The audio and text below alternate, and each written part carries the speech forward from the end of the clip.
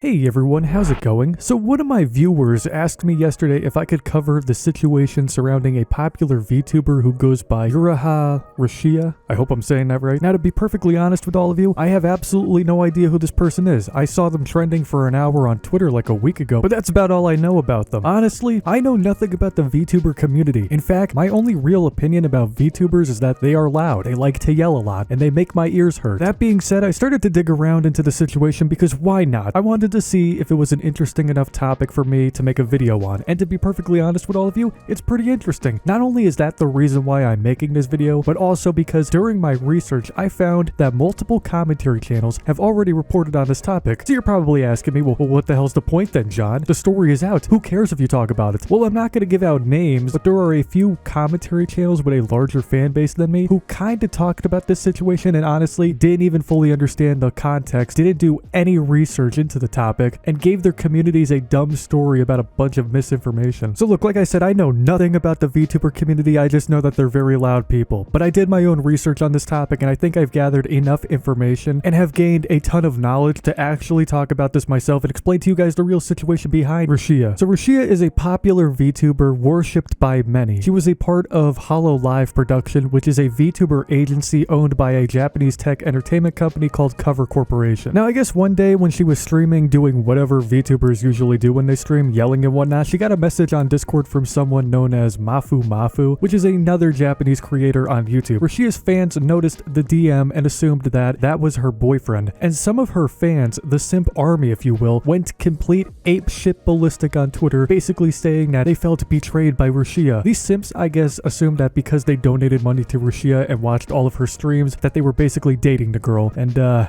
well, I hate to break it to you guys, but that's not exactly how that works. Here's a terrible analogy for all of you. You're a basement dweller who's obsessed with Ariana Grande's music. You're practically in love with the girl even though you have no idea who she is on a personal level. And I mean, you're really obsessed with Ariana Grande. I mean, you got the posters, you got the music, you got the vinyls, you even have a sex doll with her face plastered on top of it. I told you this is going to be a terrible analogy. Anyway, one day you're browsing on Twitter, dick in one hand, orange juice in the other, and you find out that Ariana Grande is engaged. And you're so obsessed with Ariana Grande, when you find out that she's engaged to somebody you don't even know, you feel betrayed. You feel like you wasted all of your money on her music, her merchandise, and then you go on Twitter and start harassing Ariana Grande as if you and her just broke up. The reality is that you didn't break up with her, you don't even know the girl. You're just a deranged maniac obsessed with a pop star. That's essentially what these people were doing when they heard the rumors of Rushia having a boyfriend. Guys, here's a lesson for you. These VTubers, these e-celeb, creators on YouTube, whatever, they don't know you at all. They'll notice if you donate to them or buy their merchandise or subscribe to their channel, but they don't know you personally. They don't have a real connection with you. They make entertainment on the internet, you digest it. You can't just wake up one day, start watching somebody, become super obsessed with them to the point that in your own messed up head you're dating them. That's not how that works. So the diehard simps of Rushia's community went full ballistic mode. Now I guess according to some of her fans, Rushia took a quick hiatus because of this drama. She could not handle the nonsense, the haters and the simps and all the shit they were dishing out at her. And I guess her mental health was getting worse because of this situation. And usually whenever you're dealing with depression, anxiety or whatever, it's almost always smart to just talk to someone, and Rushia eventually did that. She went to vent to a friend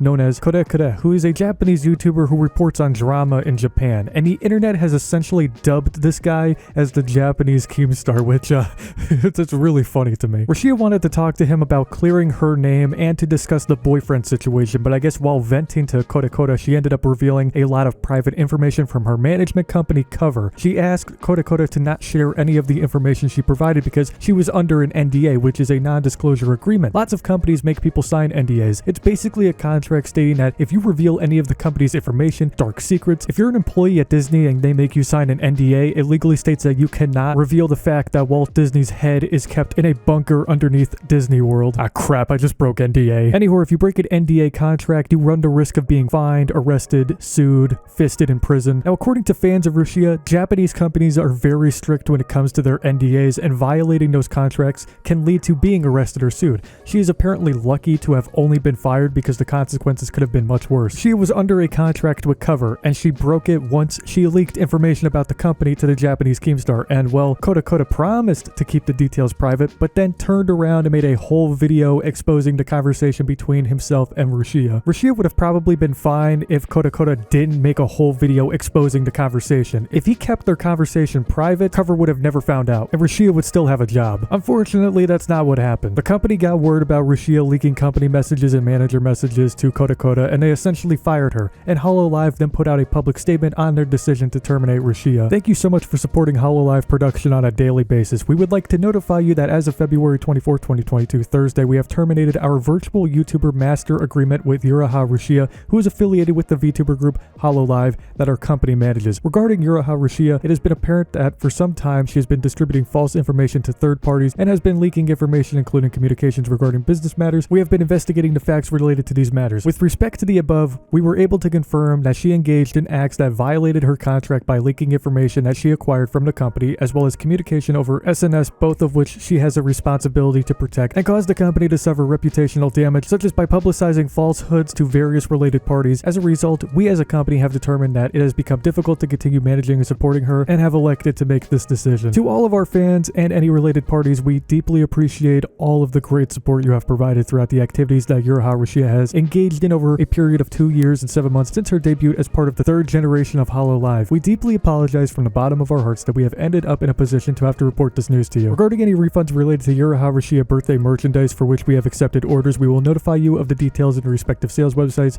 and such going forward. We appreciate your patience. Also, we will be shutting down this talent's YouTube channel and membership as of around the end of March. Please understand that we are taking this matter very seriously. We intend to put further efforts into instructing the talents that are affiliated with us on compliance matters so that similar incidents do not happen again in the future. So the company came out and stated that she was terminated and that her YouTube channel would also be shutting down in late March, which is just sad to hear. And I know a lot of fans are probably pissed off asking how this company could just terminate Rushia and her YouTube channel and stuff like that. Well, her management company probably owns her YouTube channel, maybe even her VTuber persona as well. She probably stopped being the owner of her channel once she signed a contract. And once the contract was broken and she broke NDA, the company stepped in. It's sad, but that's just how it works. You don't go around leaking company DMs or information to people, especially to those dubbed as the Japanese Keemstar, who care more about views and clicks than the well-being of people. Rushia then put out a statement on a Twitter account under her old alias, Nikoniko Dodo, and tweeted an apology and also stated that she would discuss the situation further in the future. So I mean, this whole situation is just kind of sad. Like, I do feel bad for Rushia because it seemed like she never meant for any of this to happen. She just wanted to clear her name about the boyfriend rumors, which, by the way, Mafu and her are just friends. Even if they were dating, however, what difference does it make? Are people genuinely going to be upset if those two were a couple? Why can't people just live their lives and be happy? Like, why do hardcore simp fans feel the need to obsess over internet waifus that don't even know that they're a living, breathing person? It's so annoying to see this type of behavior online. Like, these hardcore fans need to go get some bitches on their dick. At the same time, however, you cannot break an NDA or a contract no matter what. Leaking company info leads to terminations, fines, lawsuits, arrests, getting fisted in prison. It's like if a Treyarch developer came out on Twitter and leaked the box art of their next Call of Duty game. That employee will 100% lose his job and feel the burn. And in this situation, it's not like Rushia leaked this information to a very trustworthy person like a family member, which you still shouldn't do. She leaked this information to a Keemstar equivalent. So I mean,